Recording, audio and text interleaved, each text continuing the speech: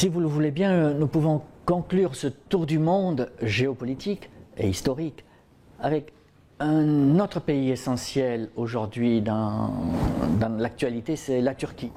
La Turquie, oui, là aussi, la Turquie, je pense, est entre deux mondes. C'est un peu comme le Japon, d'ailleurs, d'une certaine façon, où comme la Turquie est à la fois puissance orientale et aussi tournée vers l'Occident.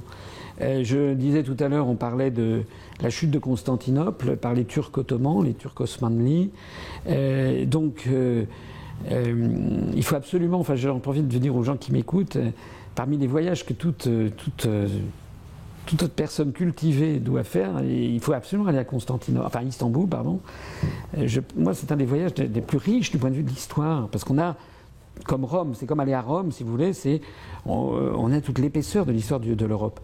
La Turquie, l'Empire ottoman, est devenu une grande puissance européenne. Vous savez que quand ils sont arrivés sous les murs de Vienne, en Autriche, vers 1638, je crois, le siège de Vienne par les Turcs ottomans. Vous savez que François Ier a été en conflit avec Charles Quint. Charles Quint est né en 1500. En 1519, il est élu au Saint-Empire romain germanique. Et en fait, l'élection de Charles de Habsbourg, qui a déjà... Alors, il porte différents numéros selon les pays dont on parle, mais il était déjà l'héritier de l'ensemble des Habsbourg. C'est avant qu'il y ait la séparation entre les Habsbourg d'Espagne et les Habsbourg de l'Europe centrale. Il hérite des Flandres, que Philippe II perdra avec Guillaume d'Orange. Il hérite des Flandres, il hérite d'une partie de la Bourgogne, il hérite de toutes les possessions des Habsbourg dans l'Autriche actuelle, et puis il hérite également de ce qui deviendra le royaume des deux Siciles et de la péninsule, de l'Espagne.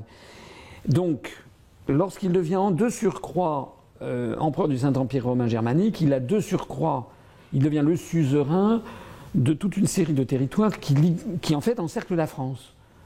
Et la France, et François Ier, en 1519, découvre que la France est entièrement encerclée.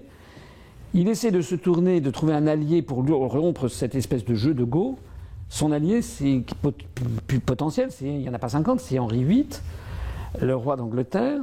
C'est l'entrevue du camp du Drap d'Or. Et puis Henri VIII lui fait défaut, et Henri VIII, contre toute attente, s'allie à Charles Quint. Donc la France est complètement encerclée. Et que va faire François Ier ? Si vous avez un de vos proches qui risque de mourir, vous faites tout pour le sauver. Vous êtes prêt à faire alliance avec le diable, s'il le faut, pour sauver ce à quoi vous tenez le plus cher au monde. Et donc François Ier, pour sauver son royaume, il a compris qu'il est entièrement encerclé. Il est aidé par le destin. En 1519, Charles Quint est élu au Saint-Empire. Mais la même année, Luther publie ses 85 thèses. Et c'est le début de la religion réformée. Et cette religion va très rapidement se développer et va séduire quelques princes dans ce qui est aujourd'hui la République tchèque.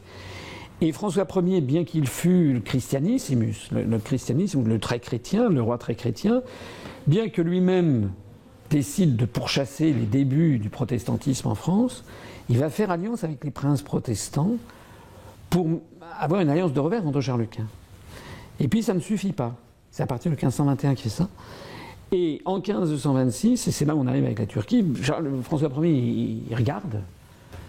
Et la seule possibilité, la Russie est encore... en 1500 et quelques, c'est la dynastie des Rouris, c'est encore très très petit, au milieu des forêts.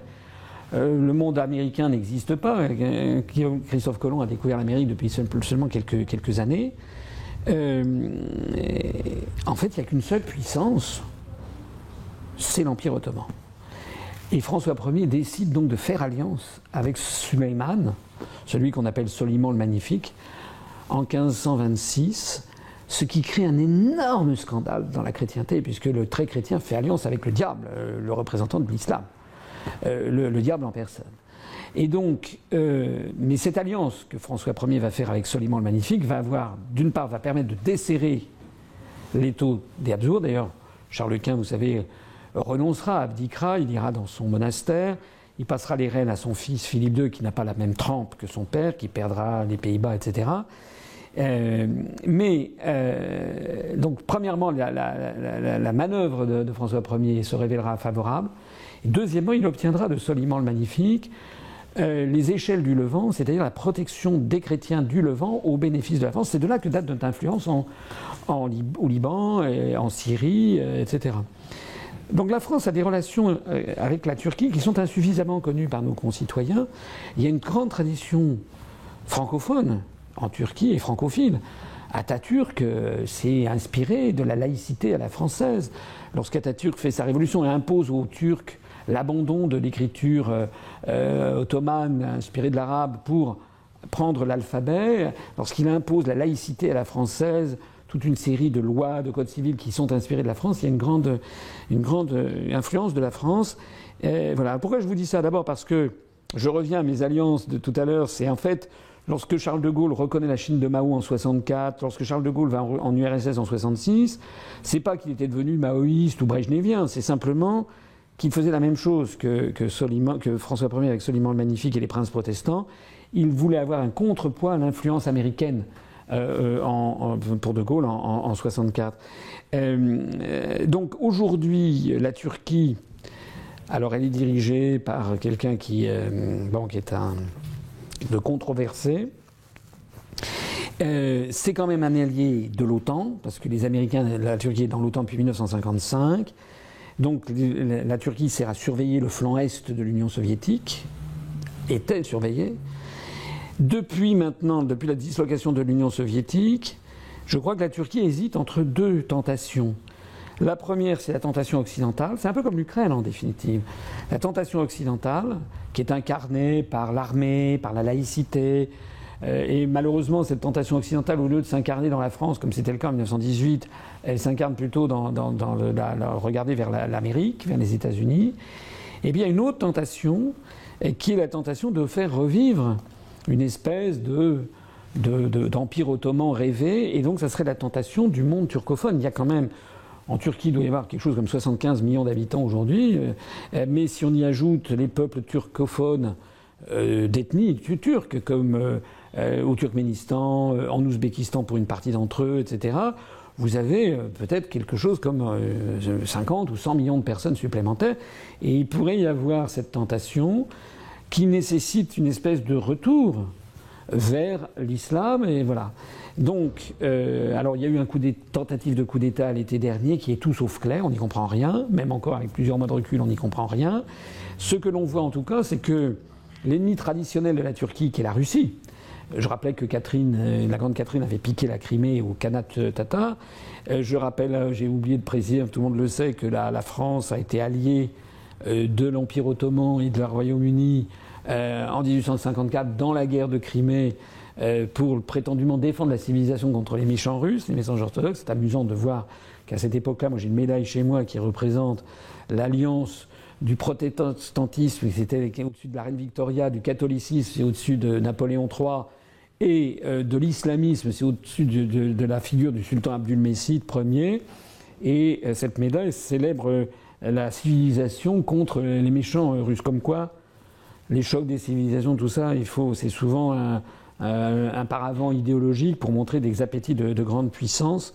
Moi, je ne veux pas de choc de civilisation. Moi, je veux la concorde des civilisations, parce que très souvent, toujours, quand on a appelé à défendre une civilisation face aux barbares, en fait, derrière, il y a toujours des pensées de grande puissance, etc. Par exemple, on ne peut pas comprendre le contexte turc aujourd'hui ou ce qui se passe en Syrie si on n'a pas le nez qui renifle les hydrocarbures.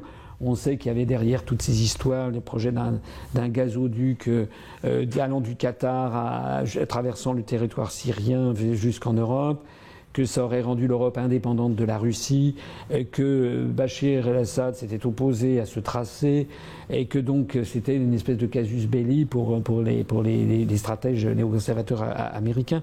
Donc voilà, sur la Turquie, c'est un pays qu'il faut suivre de près, je pense, parce qu'il est à la jonction de la Méditerranée, du monde russe, du Moyen-Orient, des Balkans. C'est un pays assez instable, c'est un pays dont l'avenir est assez incertain. C'est un pays qui, à mon avis, est un peu méconnu et qui a une importance, à mon avis, très très capitale pour la suite des événements. François Asselineau, je vous remercie pour cet entretien, pour avoir voulu réfléchir et faire réfléchir les lecteurs d'Hérodote.net sur notre passé et notre avenir. Mais c'est un plaisir, vous savez, je pense, ce sera peut-être le mot de la fin si vous me le permettez, que tous les grands chefs d'État sont d'abord des gens qui connaissent l'histoire et d'abord l'histoire de leur propre pays. Et il n'y a pas d'exemple contraire. Voilà. De Gaulle, qui je crois, avec tout ce qu'on peut, certains lui reprochent, bien sûr. Il n'a pas été parfait, il a fait des erreurs. La décolonisation de l'Algérie a laissé des traces encore brûlantes aujourd'hui. Mais De Gaulle, qui reste quand même, à mon avis, le plus grand chef d'État français du XXe siècle, était d'abord un historien qui connaissait par cœur l'histoire de son propre pays. Et quelqu'un comme des grands chefs d'État, comme Deng Xiaoping, par exemple. Deng Xiaoping qui a sorti la Chine de l'utopie maoïste, comme Lee Kuan Yew dont je parlais, qui nous avait expliqué comment c'est lui qui était allé convaincre Deng Xiaoping de sortir non pas brutalement mais à la chinoise en créant des petits Singapour, mais aussi quelqu'un comme Vladimir Poutine actuellement. Ce sont des gens qui sont d'abord et avant tout pénétrés de l'histoire de leur propre pays et je crois que c'est fondamental. Merci.